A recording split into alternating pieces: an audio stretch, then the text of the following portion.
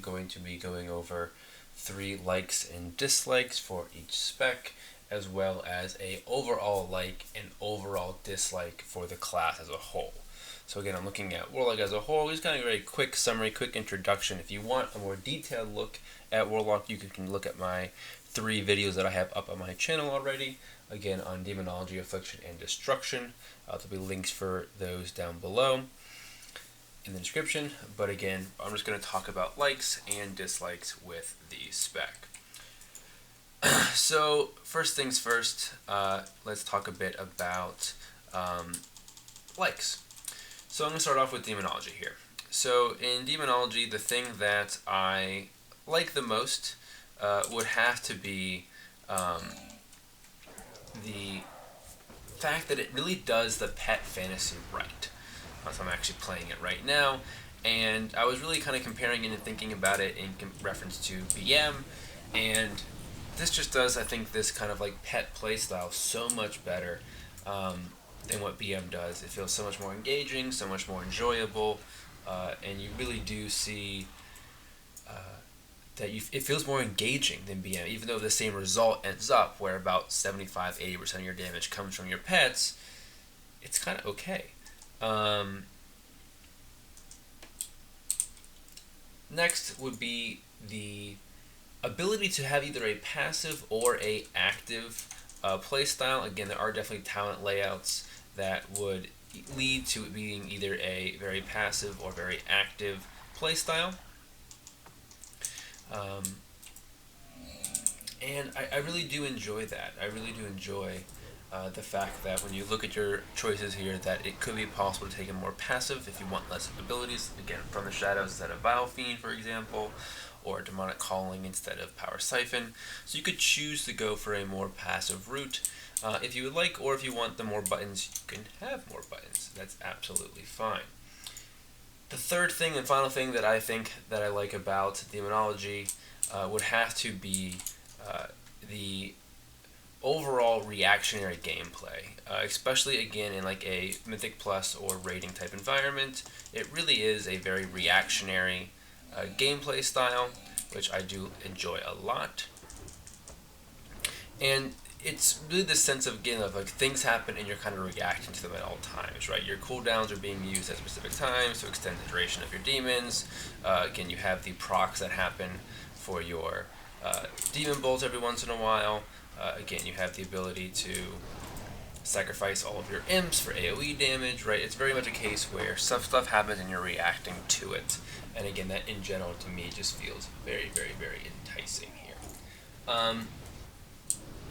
Moving on to Affliction, the first thing that I would say that I like about Affliction here is it's relatively forgiving dot management.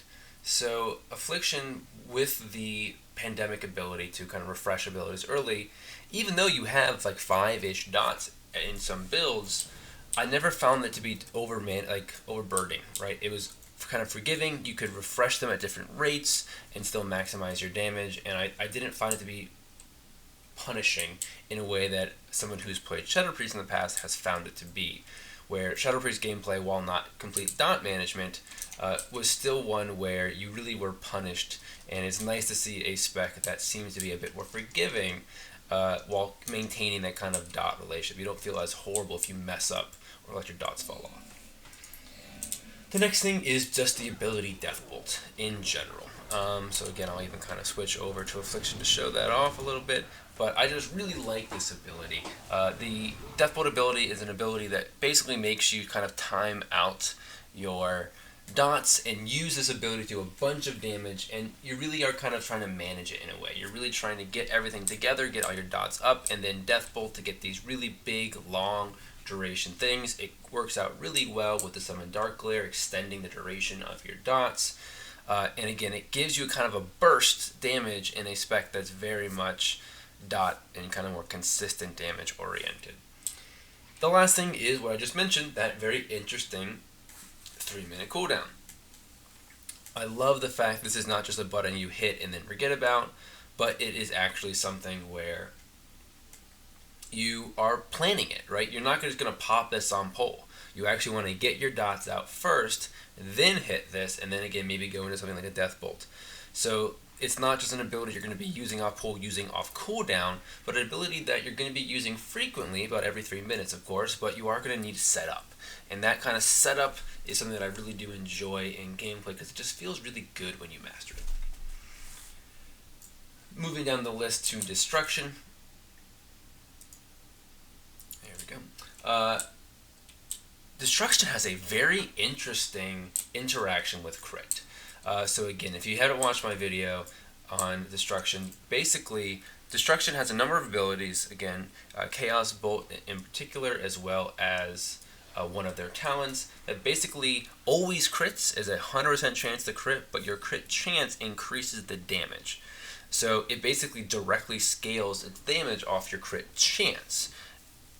That's just very fascinating, very interesting, very different. Again, I know there's been such relationship in the past, but in this kind of secondary stat era, I think it's interesting when you have secondaries that actually are not just these kind of passive damage boosts in the background, but something that's a bit more interactive.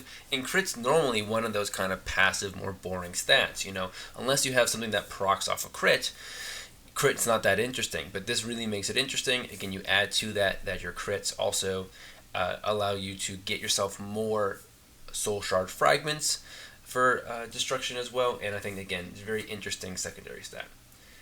Second would be the fact that the talent choices actually change your gameplay. So when I land here, I will switch my talent set around back to destruction so you can see this, but the choices you pick in your talents can actually have an effect on your overall gameplay. There was really a sense of, you know, two different kind of builds that you could go for, one of which was very much burst oriented, where it was focusing around increasing the damage of your Chaos Bolt while your Infernal's up, and the other one's a more consistent, your Chaos Bolt just gives you 10% increased damage over 7 seconds, and it's more a matter of kind of getting this consistent damage across the fight than pumping all this damage into this one little window. So the fact that there's two different builds that really enable different types of gameplay, I do find to be very enjoyable. And the last thing here is burst AoE potential. The combination of, again, two different talents. I don't think I can actually switch while flying. Oh, maybe I can. So the fact that there are two different talents that... it just dropped me, whatever. Cataclysm and then Channel Demon Fire, sorry. These two together just work so well and does give you a very good kind of burst sustained AoE damage here. And again, going back to my second thing, like I said, your two choices are basically to go to Grimoire Supremacy with something like Flashover, and again have this very bursty in the damage window of your Summon Infernal, or Eradication with Grimoire Sacrifice, which is much more of this consistent damage over time. So again, that's my thoughts on Destruction. My overall like with Warlock as a whole is just the diverse playstyles. Having covered Hunter and Rogue, I can say without a doubt that the three specs inside of Warlock are more diverse, have more diverse gameplay across them. Again, you have Affliction, which is very dot focused. You have your Demonology, which is a great play, like I said, on that pet fantasy. And then you have Destruction, which again is kind of like a fiery mage type thing, but again has this very interesting gameplay around crit, right? It's a very unique way that Chaos Bolt works, and again the talent Soulfire works as well. That makes it very different from anything else that I've seen. Now it's time for some of the dislikes. On the Destruction side of the dislikes here, I would have to say that the first thing for Destruction would be the Incinerate Conflagration interaction. So again, basically what happens here is that Conflagrate basically gives you a charge that can be used to increase the, here it is right here, right, decrease the cast time of Chaos Bolt or Incinerate. And it's a case where if you hit this ability and you don't have enough shards to Chaos Bolt, it's going to feel bad, because the way you're going to build them is going to be with Incinerate. And so you don't want to cast Incinerate, so you can actually give yourself downtime, and it really does feel bad when you make that mistake. So again, you really want to kind of keep these charges rolling until you know when you hit this ability that you're going to be able to hit a Chaos Bolt next. And so that interaction, while some people might find it to be fun and engaging, and I wouldn't disagree with them, to me I just found to be, again, a bit punishing, and when you do mess up, it does feel bad. Second would be the soul fragments. I'm not a fan of the fragment over the single soul. I like the fact that in the other two that you have a sense of this generates 1, you spend 1, spend 2. It's very consistent. Here with the kind of the randomness of it, I'm not as big of a fan of that. Like I mentioned, you're kind of doing a lot of like micro math. Like, okay, if I gain 5 fragments, if that's going to be enough for this. And again, it's one of those things where I would almost want numbers on my soul shard so I know exactly how many. Is it 1.2? Is it 1.3? So I can be making those decisions a little bit better. The last thing I would say is the very odd mastery. So again, the mastery for this spec is your spells deal 26.2% increased damage. Now that again scales with how much mastery you have, plus a random amount up to the same amount. It's interesting because, like I said, crit is so interesting, and mastery is kind of like the old crit. It's like you're going to do some damage, and you have a chance to do double damage, or up to double damage in this case. So it's actually a little bit worse than crit. So when you crit, you always get double damage. Here, you could get up to double damage. So again, it's a very like an interesting versatility, and I mentioned that in my video. And as a whole, I just don't know if that's going to be even a useful stat or not because of that random layer to it. Moving on to Affliction, my number one dislike is the Drain Soul ability in general. I am not a fan of that ability. It does less DPS than Shadow Bolt does, and the channel, it just doesn't feel good. It's like, why is this talent even there? Now, it could just be balancing, right? It could be that eventually we'll find out that you don't actually do less damage channeling that or not. Again, it also has the kind of execute damage under 20%, but I think that needs to be raised up or something, because the amount of damage less you're doing outside of that window, of basically above 20% health, is a big deal. And so that just, again, doesn't feel too good with those channeling abilities. Next would be Creeping Death, which again is another talent as well. This talent, again, is the one that basically decreases the amount of time your dots are up. So basically your dots finish 15% faster. And this just basically reduces the duration by 15% while keeping the damage the same. So unlike Haste, which keeps duration and increases DPS, it is keeping DPS constant, or actually, technically speaking, it's increasing DPS, but keeping damage per execute time constant. And I just found that that was not as engaging, and it ended up being a bit too hectic. You already have, again, up to 5 dots to manage, and managing them on a much more frequent basis was not as engaging as what I would have liked. Last for Affliction is UA management. Now this again is a bit of a nitpick, I'm well aware, but I just found that in general, because UA gives the passive damage, right, so again you want to keep UA up as much as possible, it kind of discourages you from actually pumping UAs into a target. So instead of stacking up to 4 or 5, you're actually wanting to kind of keep charges so you can just basically keep at least 1 charge up at all times, so you can give yourself that increased, I think, 10% damage or whatever it is on the target.